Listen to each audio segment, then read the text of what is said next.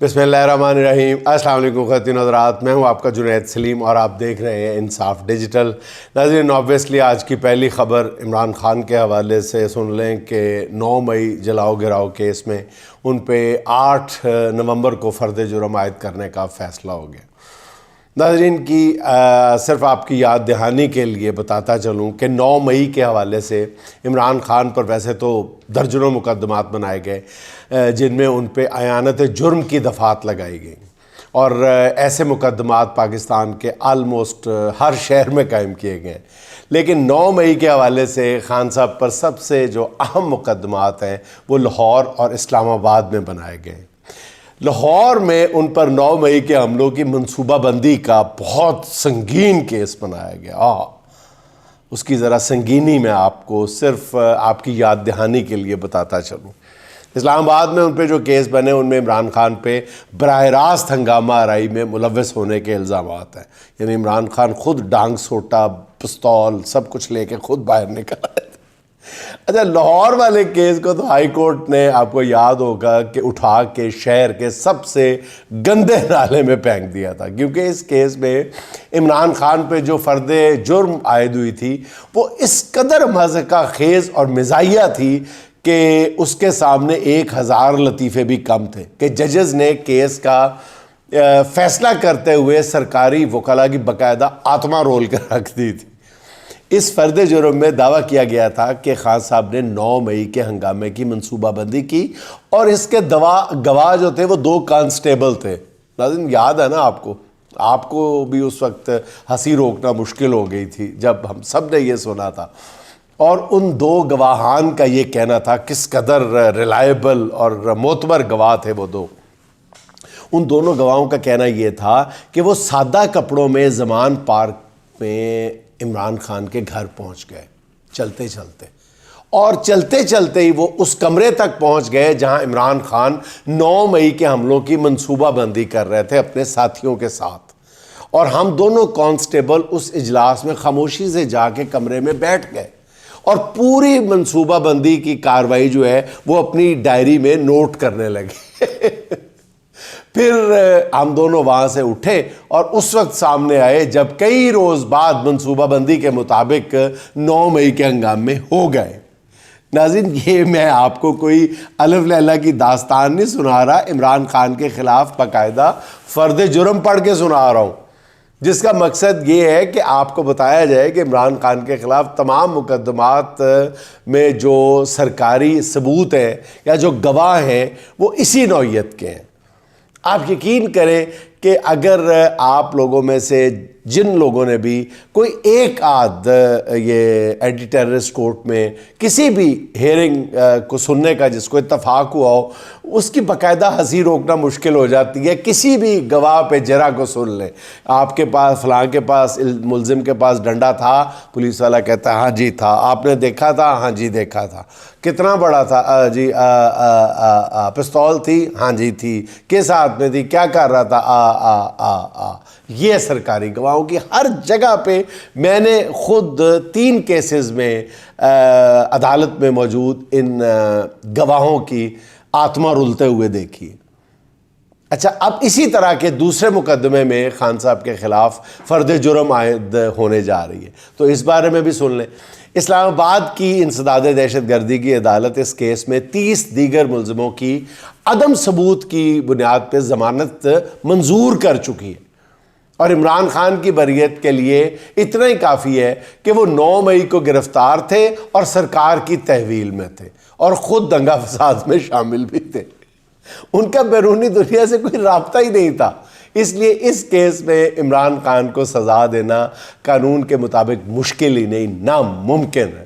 بہرحال ناظرین، عدالتی محاذ سے ایک خبر ہے جس کے مطابق الیکشن کمیشن جو ہے وہ بری طرح پھنس گیا۔ الیکشن کمیشن جو پہلے مخصوص نشستوں کے کیس میں جلد از جلد نظر ثانی کا خواہش مند تھا، اس میں اب کامیابی نہیں ملی، تو یہ سپریم کورٹ کے بینچ سے وضاحتیں مانگنے لگا تھا اور یوں وقت گزارتا رہا۔ پھر حکومت کا خیال تھا کہ اب اس کیس کی نظر ثانی جو 26ویں ترمیم کے تحت بننے والے آئینی بینچ میں لگے گی نظر ثانی جو کیس ہے اپیل، جہاں من پسند ججز سے اس فیصلے کو کالعدم قرار دے کے دوبارہ مخصوص نشستیں حکومتی جماعتوں میں ان کی بندر بانٹ کر دی جائے گی۔ مگر الیکشن کمیشن کی ہٹ درمی نے سارا معاملہ بگاڑ کے رکھ دیا تھا۔ اچھا، آئینی ماہرین کا کہنا ہے کہ مخصوص نشستوں پر نظر ثانی کا کیس جو ہے وہ آئینی بینچ بن بھی جائے تو سن نہیں سکتا۔ الیکشن کمیشن نے سپریم کورٹ کی 2 وضاحتوں کے باوجود اس فیصلے پہ عمل نہیں کیا، اور دوسری وضاحت میں سپریم کورٹ نے حکم دیا تھا کہ الیکشن کمیشن اب مزید اس فیصلے پہ عمل درآمد میں تاخیر نہ کرے اور فوری طور پہ تحریک انصاف کو نشستیں الاٹ کرے، مگر ابھی تک اس فیصلے پہ عمل درآمد نہیں کیا گیا، جس کے بعد آئینی ماہرین کا کہنا ہے کہ اب یہ صرف مخصوص نشستوں کا کیس نہیں رہا، بلکہ سیدھا سیدھا توہین عدالت کا کیس ہے، اور سنگین توہین عدالت کا کیس ہے، ننگی توہین عدالت کا کیس ہے، جسے وہی بینچ سنے گا جس کے فیصلے کی توہین کی گئی ہے۔ اب بعض آئینی ماہرین کے مطابق اس سے اگلا منظرنامہ اس سے بھی زیادہ خوفناک ہے۔ ان کا کہنا یہ ہے کہ یہ کیس دوبارہ اسی بینچ کے پاس لگ گیا تو اس بات کا امکان بھی ہے کہ اس میں عام انتخابات میں دھاندلی کا معاملہ بھی کھل جائے۔ توہین عدالت کا معاملہ جو ہے وہ زیر غور آیا تو اس سے عدالت کے اختیارات کی طرف بھی معاملہ جا سکتا ہے، obvious بات ہے، جس سے 26ویں ترمیم بھی زیر بحث آ سکتی ہے، اور یہ بینچ اس ترمیم کو بھی عدالتی اختیارات میں مداخلت قرار دے کر اڑا سکتا ہے۔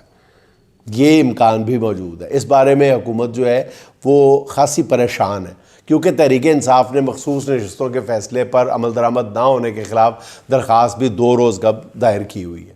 اچھا، جسٹس منصور علی شاہ کی وطن واپسی پر پروسیجر کمیٹی کے اجلاس کے سامنے یہ درخواست رکھی جائے گی۔ 26ویں ترمیم کے باوجود حکومت کی کشتی ہچکولے کھا رہی ہے۔ اب ذرائع کا کہنا یہ ہے کہ حکومتی جو قانونی مشیر ہیں انہوں نے حکومت کو مشورہ دیا ہے کہ سپریم کورٹ کے فیصلے کے مطابق مخصوص نشستیں تحریک انصاف کو چپ کر کے، کنی سنی جیسے کہتے ہیں نا، چپ کر کے حکومت جو ہے وہ تحریک انصاف کو دے دے، کیونکہ اس معاملے میں سپریم کورٹ سے مزید کوئی پنگے بازی جو ہوگی وہ حکمرانوں کو ناقابل تلافی نقصان پہنچا سکتی ہے۔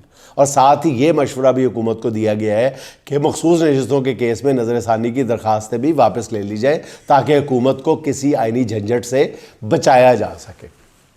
اچھا ناظرین، چیف جسٹس یحییٰ آفریدی نے قاضی کے ایک اور فیصلے کو اڑا کے رکھ دیا یا ریورس کر دیا۔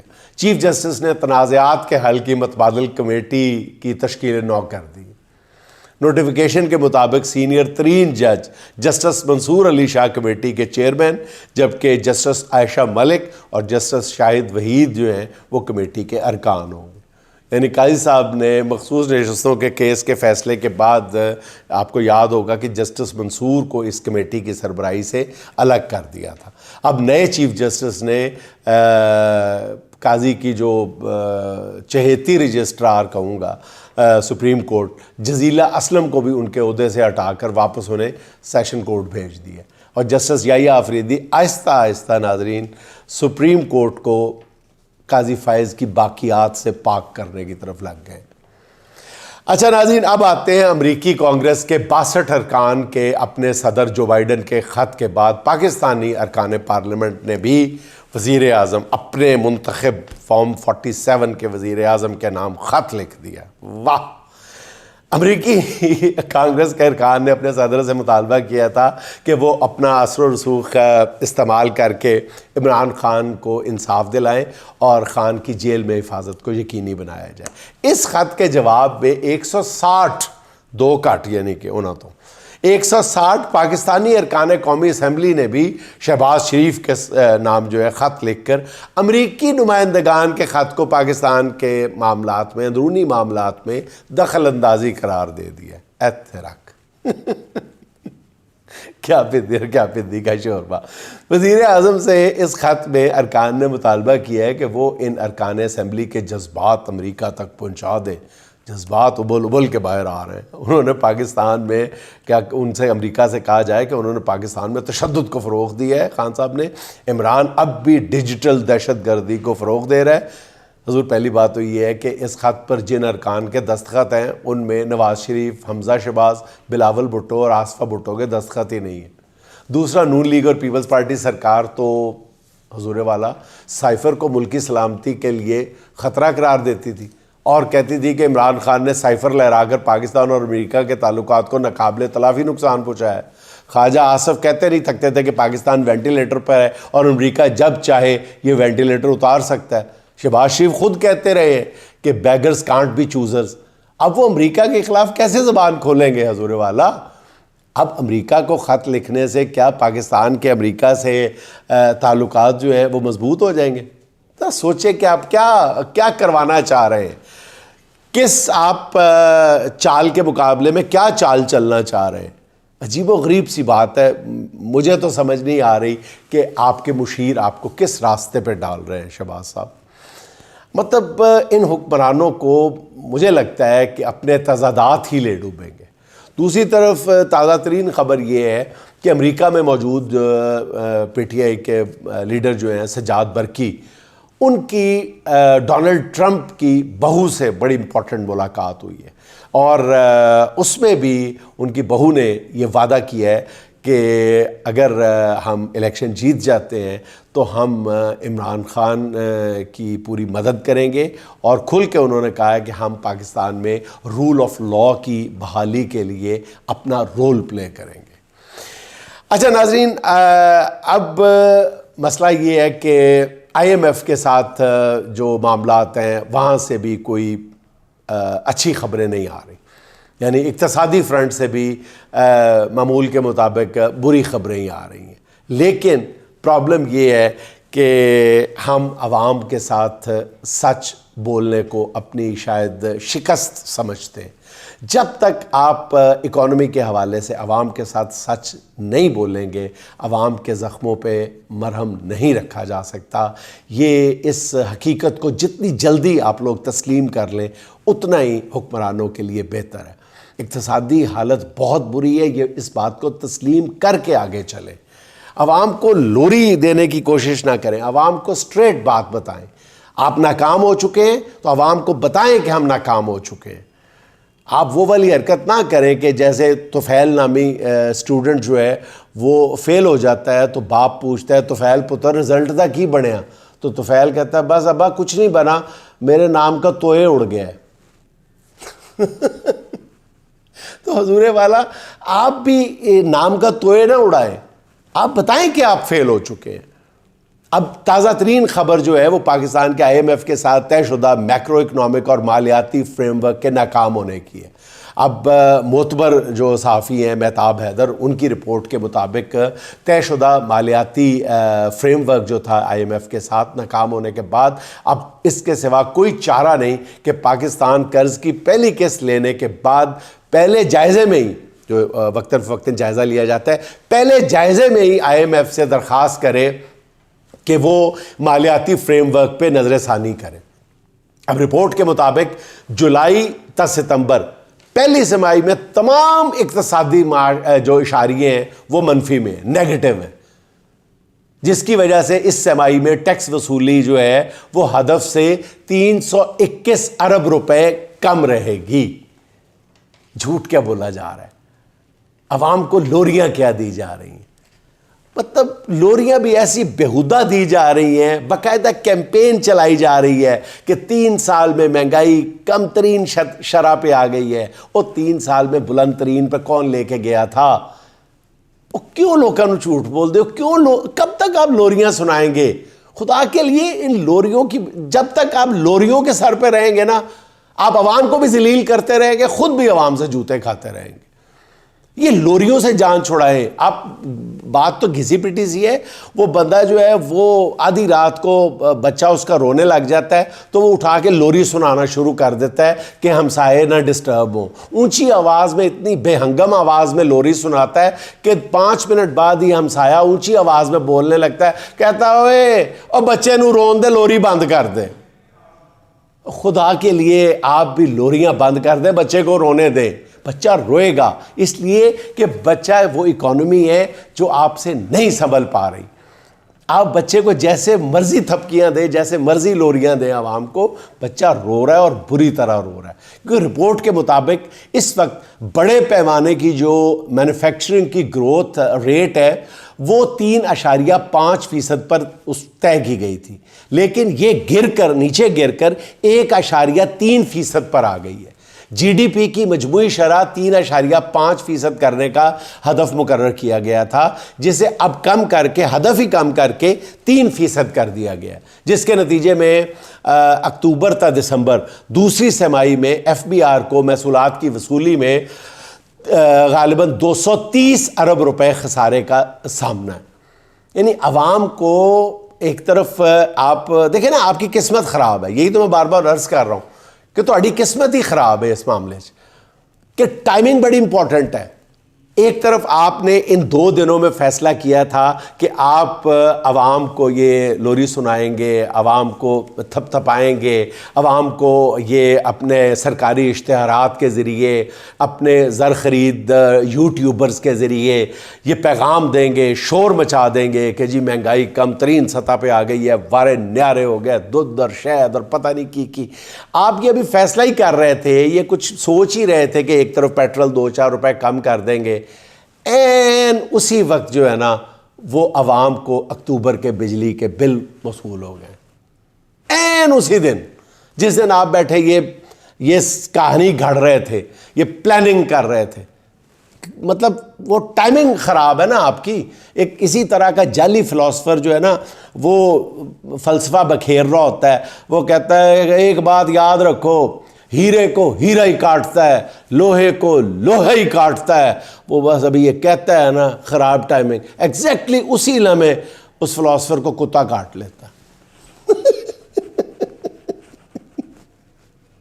تو حضور والا بجلی کے یہ جو ہوش ربا بل ہے نا، یہ عوام کا خون چوس کر بتانا ہوگا کہ اس کی دولت کہاں منتقل ہوئی تھی اور ہو رہی ہے. اس بارے میں قومی اسمبلی میں اگلے روز انکشاف کیا گیا تھا کہ 1 سال میں کوئلے سے بجلی پیدا کرنے والے 8 آئی پی پیز کو 718 ارب روپے کیپیسٹی پیمنٹ کی مد میں دیے گئے. 718 ارب روپے. اور بجلی کے جان لیوا بلوں کے باوجود گزشتہ مالی سال کے دوران گردشی قرضے میں 83 ارب روپے اضافہ ہوا ہے. 83 ارب روپے، جو مجموعی طور پر 2300 ارب روپے سے بھی تجاوز کر چکا ہے. ناظرین، اس کے ساتھ ہی 2 اشعار سنا کے آپ سے اجازت چاہتا ہوں. میرے خلاف عدالت بھی تھی زمانہ بھی، میرے خلاف عدالت بھی تھی زمانہ بھی، مجھے تو جرم بتانا بھی تھا چھپانا بھی، مجھے تو جرم بتانا بھی تھا چھپانا بھی. یہ مہکشوں کا توازن بھی کیا توازن ہے، کھڑے بھی رہنا سہولت سے، لڑکھڑانا بھی. ہمارے شہر کے لوگوں کو خوب آتا ہے، ہمارے شہر کے لوگوں کو خوب آتا ہے، کسی کو سر پہ بٹھانا بھی اور گرانا بھی، کسی کو سر پہ بٹھانا بھی اور گرانا بھی. ناظرین، خوش رہیں، خوش رکھیں. آپ سے ملاقات ہوگی انشاءاللہ اگلے ولاگ میں. اللہ حافظ.